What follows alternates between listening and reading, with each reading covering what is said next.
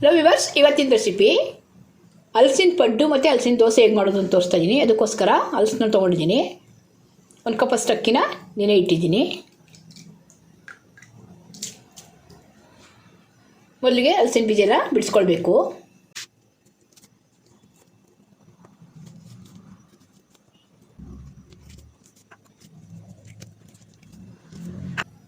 ಹಲಸಿನ ಹಣ್ಣಲ್ಲಿ ಬಿಡಿಸಿ ತೊಳೆದಿಟ್ಕೊಂಡಿದ್ದೀನಿ. ಈಗ ಒಂದು ಮಿಕ್ಸರ್ ಜಾರ್ಗೆ ನೆನೆಸಿರೋಂಥ ಅಕ್ಕಿ ಹಾಕ್ಕೊಳ್ತಾ ಇದ್ದೀನಿ.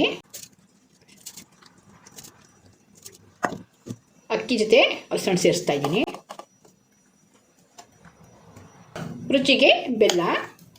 ಸ್ವೀಟ್ ಜಾಸ್ತಿ ಇಷ್ಟಪಡೋರು ಬೆಲ್ಲ ಜಾಸ್ತಿ ಹಾಕ್ಕೊಳ್ಬೋದು. ಫ್ಲೇವರ್ಗೆ ಏಲಕ್ಕಿ ಹಾಕ್ತಾಯಿದ್ದೀನಿ. ನುಣ್ಣಗೆ ರುಬ್ಕೊಳ್ಬೇಕು.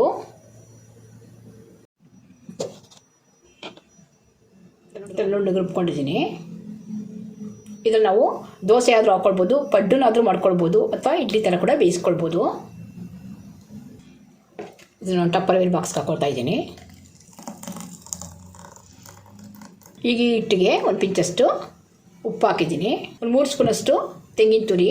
ನೀವು ತೆಂಗಿನ ತುರಿ ಹಾಕೊಳ್ಳೋದು ಬೇಡ ಅಂದರೆ ರುಬ್ಬುವಾಗ ಸೇರಿಸ್ಕೊಂಡು ರುಬ್ಕೊಳ್ಬೋದು. ತೆಂಗಿನ ತುರಿನ ಇಲ್ಲಿ ತುರಿ ಹಾಕ್ಕೊಂಡಿದ್ದೀನಿ. ಚೆನ್ನಾಗಿ ಮಿಕ್ಸ್ ಮಾಡ್ಕೊಳ್ಬೇಕೀಗ.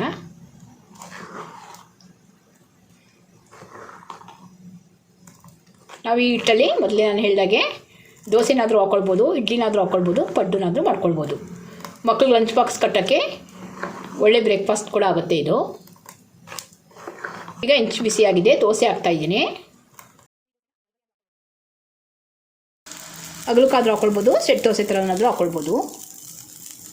ಈ ಥರ ಸೆಟ್ ದೋಸೆ ಥರ ಹಾಕ್ಕೊಂಡ್ರೆ ತಿನ್ನೋಕ್ಕೆ ಸ್ಮೂತಾಗಿರುತ್ತೆ. ಜೇನುತುಪ್ಪದ ಜೊತೆ ಅಥವಾ ತುಪ್ಪದ ಜೊತೆ ತಿನ್ನೋಕ್ಕೆ ತುಂಬ ಚೆನ್ನಾಗಿರುತ್ತೆ.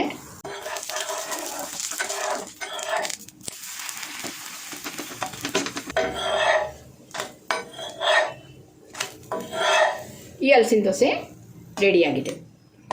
ತುಪ್ಪ ಅಥವಾ ಜೇನುತುಪ್ಪ ಯಾವುದಾದ್ರೂ ಹಾಕೊಂಡು ತಿನ್ಬೋದು, ತುಂಬ ರುಚಿಯಾಗಿರುತ್ತೆ. ಹಾಗೆ ಮತ್ತೊಂದು ಹಲಸಿನ ದೋಸೆ ಹಾಕ್ತಾಯಿದ್ದೀನಿ.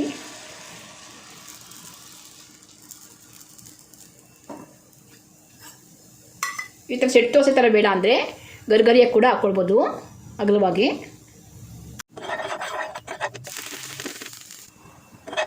ಈ ದೋಸೆ ಕೂಡ ರೆಡಿಯಾಗಿದೆ. ಹಲಸಿನ ದೋಸೆ ರೆಡಿಯಾಗಿದೆ.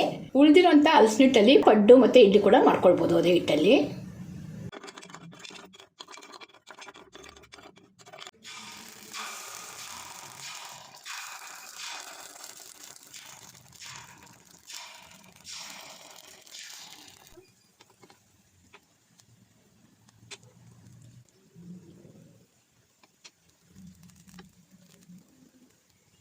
ಈಗ ಹಲಸಿನ ಪಡ್ಡುಗಳು ಕೂಡ ಮಾಡ್ತಾಯಿದ್ದೀನಿ.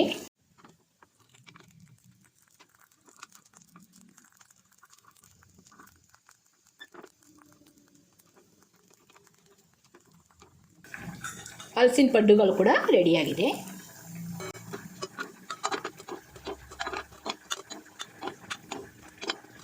ರುಚಿಕರವಾದಂಥ ಹಲಸಿನ ಪಡ್ಡು ಕೂಡ ರೆಡಿಯಾಗಿದೆ.